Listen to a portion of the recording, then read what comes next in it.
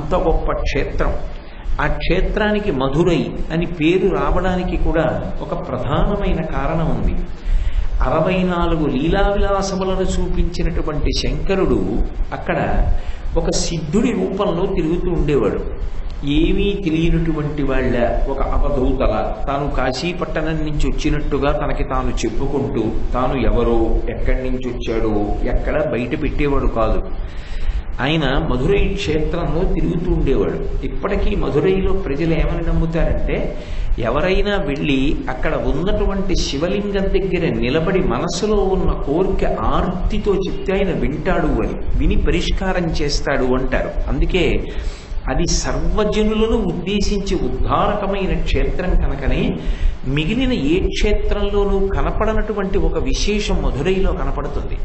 మధురైలో సుందరేశ్వర స్వామి వారి యొక్క శివలింగం వెనకాతల 27 జ్యోతులు అర్ధచంద్రాకారంగా వెలుగుతూ ఉంటాయి.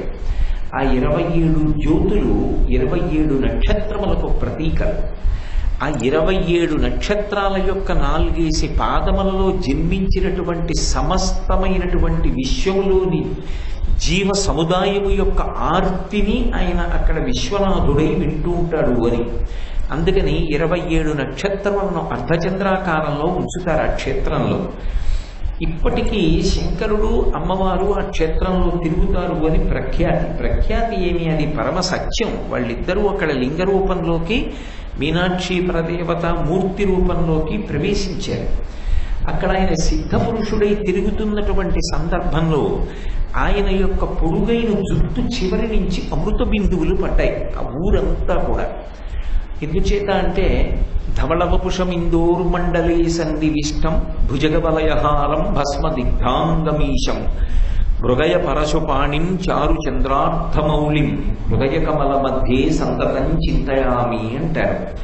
చంద్రుడిలో కరిగి పడుతున్నటువంటి అమృతం శంకరుడి మీద పడుతుందని ఆయన ఇలా 2 చేతులతో ఆ అమృతాన్ని పట్టుకుని మీద పోసుకుంటూ ఉంటాడని, అలా మీద 2 చేతులతో పోసుకుంటూ కింద 2 చేతులతో మళ్ళీ అమృతాన్ని పట్టుకుంటాడని, ఖాళీ అయిన పాత్రల కిందకి దింపితే కింది చేతులతో ఎత్తి మళ్ళీ అమృతం పోసుకుంటాడని, యజుర్వేదంలో కూడా లింగస్వరూపం ఎలా ఉంటుంది అంటే, ఆపాతాళ నభస్థలంత భువన బ్రహ్మాండమా విస్ఫుర జ్యోతి స్ఫటికలింగమౌళి విలసత్పూర్ణేందు అంతామృతై అస్తోకాప్లుతమేకమీశమనిశం రుద్రానువాకాంగ్యపన్ ధ్యాయేదీప్సిత సిద్ధై ధ్రువపదం విప్రోభిషించేచ్చివం బ్రహ్మాండ వ్యాప్తదేహ భసిత హిమరుచాభాసమానాభుజంగై కంఠే కాళాః కపర్దాః కలిత శశి కలశ్చండ కోదండహస్తాః త్రిక్షారుద్రాక్షమాలా సులలిత వపుష శాంభవా మూర్తిభేదాః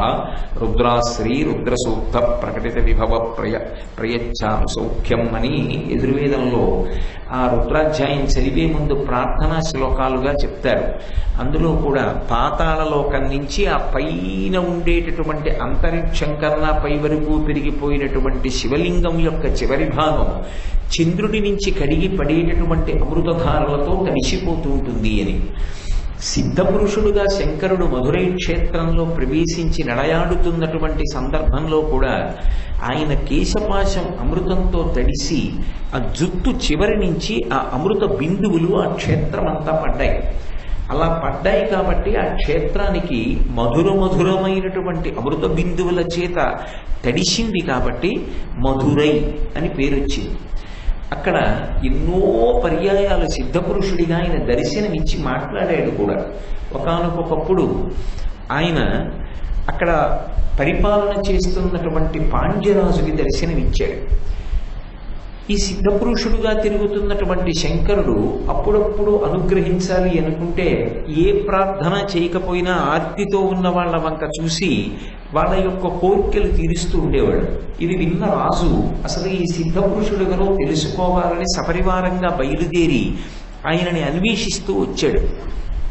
శంకరుడు తిన్నగా దేవాలయంలోకి వెళ్ళిపోయి దేవాలయం యొక్క గోడలో ఒక చోట ఏనుగులు చెరుకు కర్రలు పట్టుకుని కనపడతాయి. ఎందుచేత అంటే అష్టదిగ్గజములు మోస్తున్నటువంటి ప్రాకారం కింద ఉంటుంది మధురైలో ఉన్నటువంటి శివాలయం.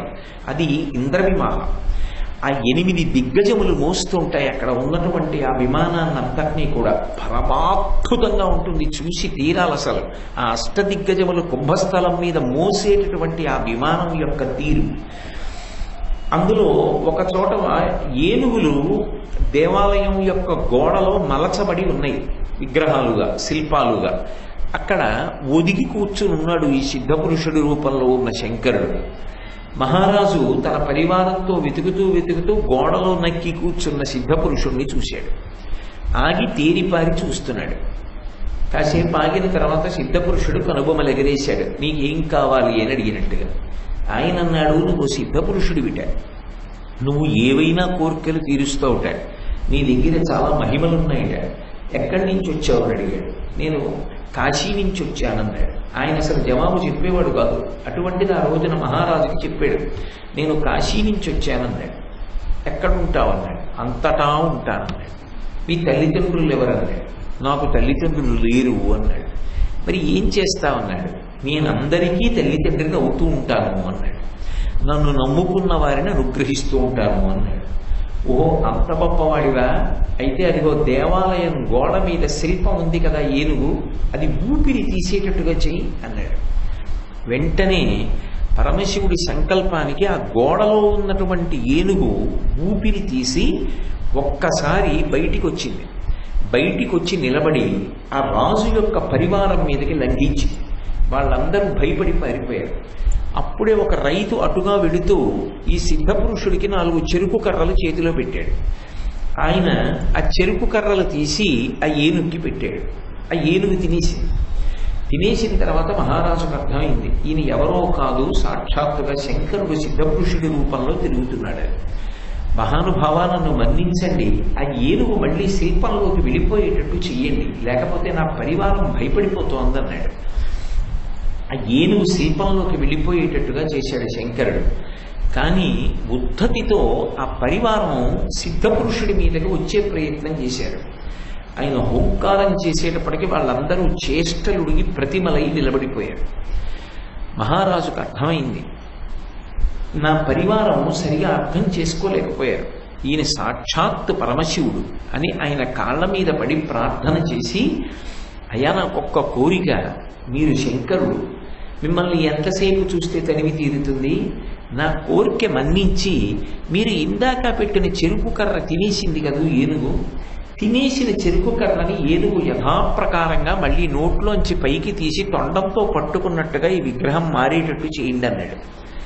మళ్ళీ ఏనుగు సజీవంగా బయటికి వచ్చి తను తినేసినటువంటి చెరుకు కర్రని పైకి తీసి తొండంతో పట్టుకుంది. మీరు ఇప్పటికీ మధురై వెళితే మధురైలో పరమశివుడి యొక్క ఆలయానికి, ఆ సోమసుందరుని యొక్క దేవాలయానికి ప్రదక్షిణం చేస్తుంటే ఇప్పటికీ శంకరుడు సిద్ధపురుషుడిగా కూర్చున్నటువంటి ఆ స్థితి, ఆ పక్కన ఏనుగు చెరుకు కర్ర పట్టుకున్నటువంటి విగ్రహం ఇప్పటికీ కనపడతాయి.